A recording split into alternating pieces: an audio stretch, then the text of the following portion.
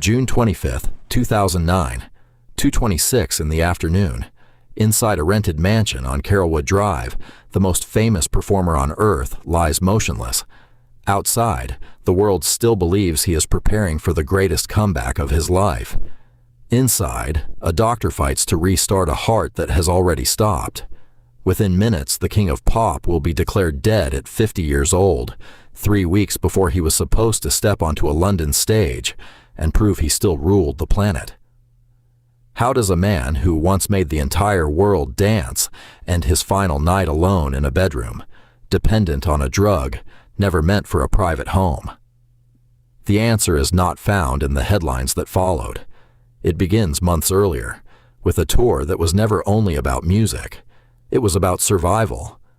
By the spring of 2009, Michael Jackson carried more than $500 million in debt. The man who had sold more records than almost any artist in history, who had rewritten the rules of music videos and live performance, now faced a financial wall high enough to crush even a legend. The solution was called This Is It. 50 sold-out nights at London's O2 Arena, announced as his final performances in that city. Tickets vanished in minutes. Fans around the globe treated the announcement like a second coming. Behind the cheering, the stakes were colder. Concert promoter AEG Live had placed an enormous bet on a 50-year-old man delivering 50 full-length shows. Jackson trained for hours each day inside the Holmby Hills mansion. Choreographer Travis Payne ran him through routines designed for a younger body. Jackson pushed through the sessions, determined to silence the whispers that he was too fragile, too worn, too far from the peak that once made him unstoppable. What almost no one fully grasped was the private war he was already losing. For years, chronic insomnia had stalked him. Exhaustion from rehearsal never translated into sleep. The mind that created Thriller and Bad simply would not switch off.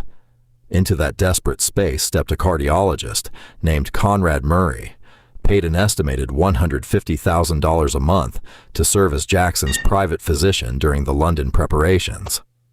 Murray's solution was unconventional and dangerous: the powerful anesthetic propofol, a drug meant for operating rooms under constant monitoring, now delivered night after night in a private bedroom with none of the required safeguards.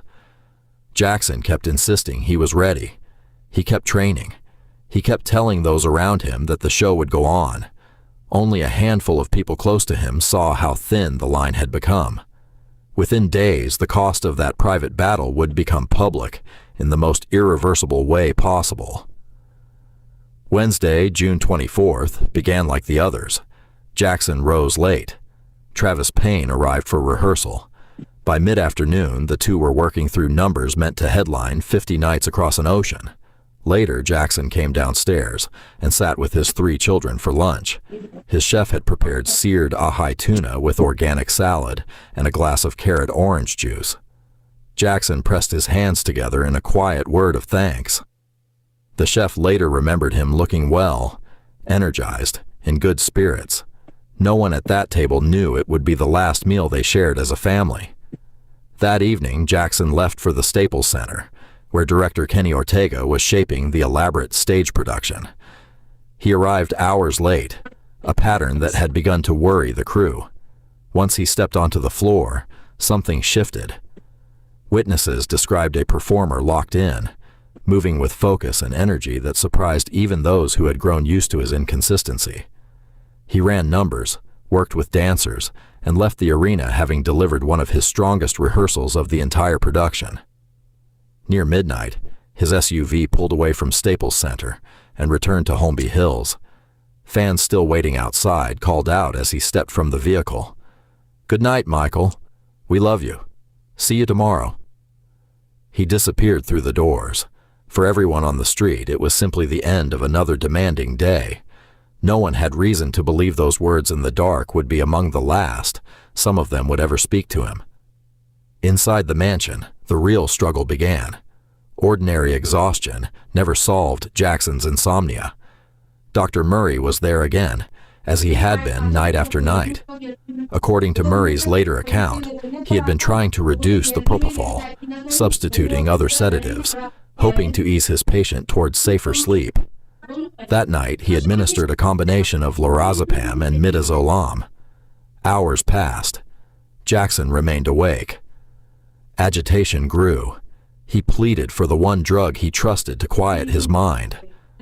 Murray later described feeling worn down by the request, caught between a patient's desperation and the clear danger of the drug without proper equipment. Eventually, he gave in. Propofol was delivered through an IV drip, the same method used on previous nights. This time, something was different. By the time morning light reached Holmby Hills, the routine that had repeated itself would end in a way neither man could reverse. Morning came. Jackson was finally asleep. Murray stayed close, checking periodically.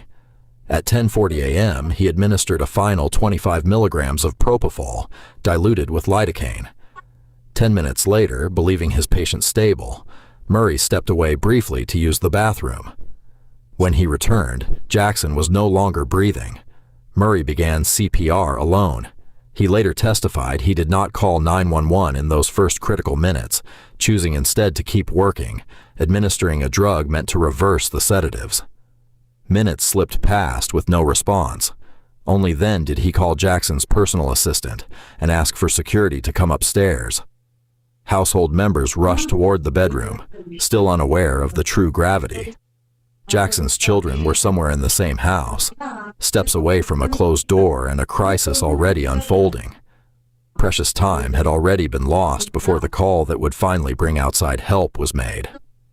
At 12:21 p.m., emergency dispatch received the call. A man was not breathing. A doctor was trying to revive him. The address, 100 North Carrollwood Drive, Fire Station 71, rolled within a minute. Paramedics Richard Seneff and Martin Blount arrived at 12:26. They found Jackson on the bed, Murray and a security guard present. An IV stand stood nearby. When asked what medications had been given, Murray mentioned only lorazepam, saying nothing about the propofol administered less than 2 hours earlier. Paramedics worked through every protocol. No pulse returned. No breathing returned. They transported him to Ronald Reagan UCLA Medical Center, continuing CPR the entire way. Doctors and staff were waiting. For the next hour, a full team fought to bring him back. Outside, news vans arrived. Crowds gathered, refusing at first to believe the rumors. Inside, the effort continued past the 1 hour mark with no change. At 2:26 p.m., Michael Jackson was pronounced dead. He was 50 years old. Family members were notified first. When the news broke, it moved across the planet with a speed that crashed websites and flooded phone networks. Outside the hospital, hope collapsed into grief. Fans wept, held signs, and sang his songs into the night.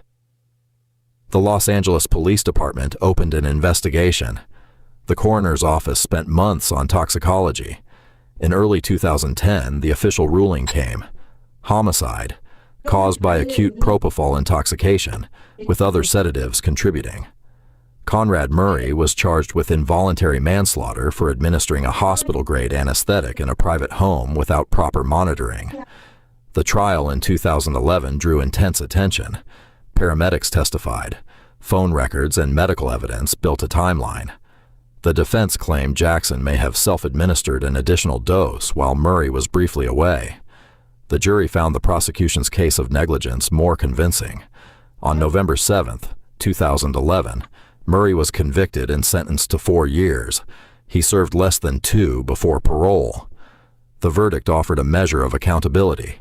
It did not answer the larger question that had shadowed Jackson for years: how a global superstar, surrounded by wealth, fame, and people whose job it was to protect him, died alone in a bedroom with help arriving too late. In the days after his death, radio stations played his music around the clock. Vigils formed at the Hollywood Walk of Fame, at Motown's old headquarters, at the Apollo Theater. On July 7th, a public memorial filled the Staples Center, the same arena where he had rehearsed only weeks earlier. Hundreds of millions watched worldwide. In the years that followed, Jackson's estate reversed the staggering debt that had defined his final months. posthumous releases, a Cirque du Soleil production. Licensing deals turned the estate into one of the highest earning in entertainment history. The concert film This Is It, assembled from rehearsal footage, became one of the highest-grossing documentary concert films ever made, a bittersweet record of the comeback that never reached the stage. Thriller remains the best-selling album of all time. Jackson's influence on pop, dance, and visual performance still shapes artists who came long after him. Yet his final chapter is also a cautionary account of isolation, dependency, and the dangers that can hide behind wealth and access. Even the most celebrated figures are not immune to the quiet, private battles that remain unseen until it is too late. Michael Jackson died on June 25, 2009. In the music, the performances, and the imprint he left on culture, the king of pop never truly left the stage. What do you think history still owes him? And what warning does his final night still hold for anyone who believes fame can protect a person from the darkest corners of their own struggle?